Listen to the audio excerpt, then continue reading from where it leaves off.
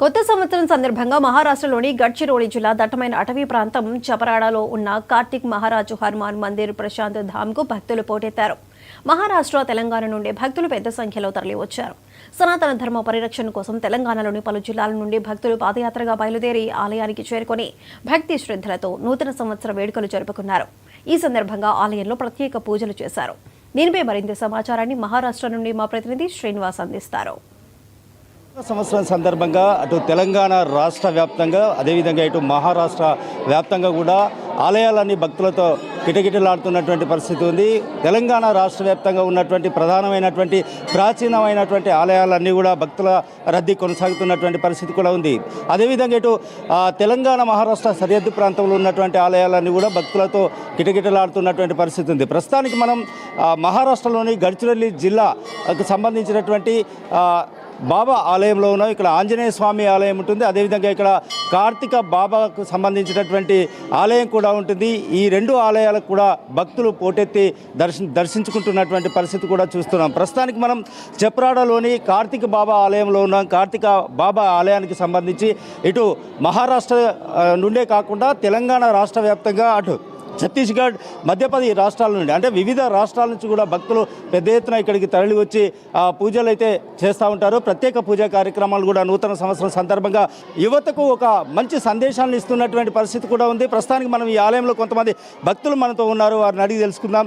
ఏంటి అసలు ఈ ఆలయానికి ఎక్కడెక్కడి నుంచో పాదయాత్రకు వస్తారు?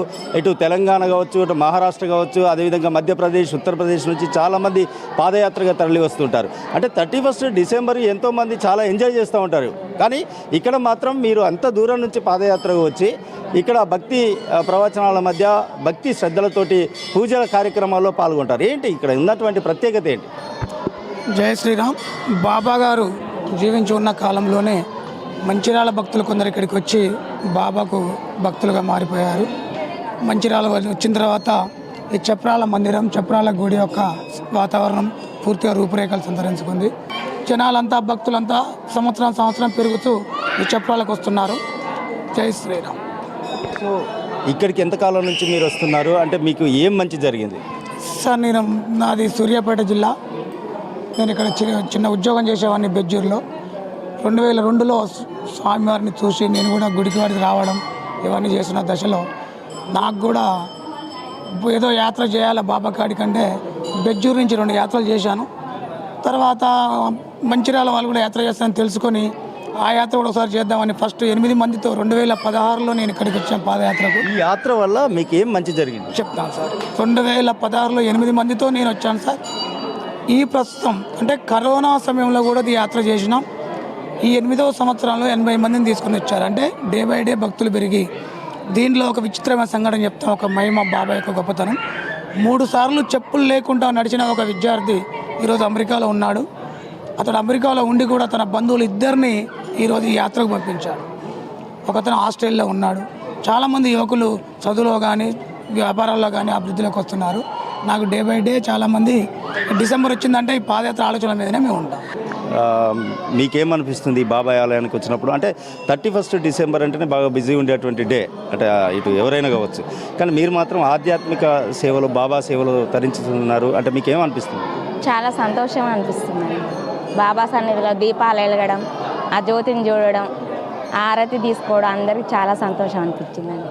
సో మొత్తంగా తీసుకున్నట్టయితే ఈ నూతన సంవత్సరం సందర్భంగా ఈ ఆలయానికి పాదయాత్రగా వచ్చినట్టయితే కోరిన కోరికలు నెరవేరుతాయని చెప్పేసి భక్తుల అపారమైనటువంటి నమ్మకం. అందుకే సుదూర ప్రాంతం అంటే దాదాపు వందలాది మైళ్ళ దూరంలో కాలినడకన పాదయాత్రగా వచ్చి బాబాను దర్శించుకోవడం, బాబా ఆలయంలో ఉన్నటువంటి ఆంజనేయ స్వామిని దర్శించుకోవడం వల్ల శుభాలు కలుగుతాయి. అదేవిధంగా సనాతన ధర్మాన్ని పెంపొందించడంలో లక్ష్యంగా భాగంగా కూడా ఈ పాదయాత్ర చేస్తున్నాం. 31 డిసెంబర్ అంటే ఏదో వేడుకలు జరుపుకోవటం, మద్యానికి మాంసానికి బానిస అవుతున్నటువంటి యువత కూడా చెడు మార్గంలో నడవకుండా మంచి మార్గంలో నడిచేలా ఈ బాబా ఆలయం అయితే నిదర్శనంగా నిలుస్తున్నటువంటి పరిస్థితి కూడా ఉంది. బాబా ఆలయానికి అయితే వస్తున్నటువంటి యువకులు కూడా అంటే యువకులు అంతా కూడా ఆ వేడుకలను వదిలిపెట్టి ఆ వేడుకలను పాల్గొనకుండా కేవలం ఇక్కడ 31 నైట్ వచ్చి ఆ దీపారాధన చేస్తూ ప్రత్యేక పూజా కార్యక్రమాలు కూడా చేస్తున్నారని చెప్తున్నారు. అందుకే ఈ మహారాష్ట్రలో ఉన్నటువంటి గడ్చిరోలి జిల్లాలో ఉన్నటువంటి ఈ కార్తిక్ బాబా ఆలయానికి అయితే ప్రశాంతతమైనటువంటి ఆలయం. సుమారు 5 ఎకరాల్లో మొత్తం డీప్ ఫారెస్ట్ ఉంటుంది. ఈ ఫారెస్ట్లో దాదాపుగా కొంతమంది పాదయాత్ర వచ్చి ఇక్కడ మొక్కులైతే చెల్లించుకుంటున్నారు. ప్రత్యేక పూజా కార్యక్రమాలు కూడా చేస్తున్నటువంటి పరిస్థితి అయితే ఉంది. అయితే ప్రతి ఏడాది నూతన సంవత్సరం వచ్చిందంటే భక్తుల సంఖ్య రోజు రోజుకు పెరుగుతుందని చెప్పేసి కూడా భక్తులు చెప్తున్నటువంటి పరిస్థితి అయితే ఉంది. వీడియో జర్నలిస్ట్ సారాయితో శ్రీనివాస్, మహారాష్ట్రలోని గడ్చిరోలి జిల్లా నుండి.